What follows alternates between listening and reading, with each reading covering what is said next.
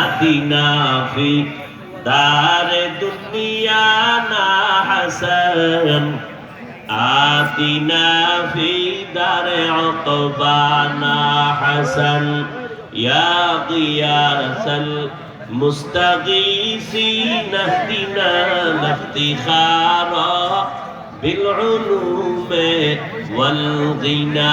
এই হাতটা পুরা ভালো না, এটা মাঝখানে যদি আবার কেটে যায় আর জোড়া দেয় তার ওই আগের শক্তি থাকে। সব বিষয়ে এটি মনে করেন, আল্লাহ আকল দিছে কুত্তারে দেয় না, মানুষকে দিছে। এখন বয়ান আমি সব জায়গায় বলি, বয়ান বক্তার এলেমের হেডমে হয় না, বক্তার এলেম আর আমলের হেডমে ওয়াজ হয় না। আল্লাহ বয়ান বের করে দেয় শ্রোতাদের অন্তরের মোহাব্বত আর আকর্ষণের উপর। এটা মাঝখানে জোড়া লাগলে আর উড়ান যায় না, ধাক্কাইলো আর উড়ে না। আর আমার এই বদ অভ্যাস কেউ উঠলে আর আমার বয়ান হয় না। আমি মনে করি ওই লোকটা আমার বয়ান পছন্দ করে না, এজন্য আমিও সাইডে দিয়ে চলে যাই।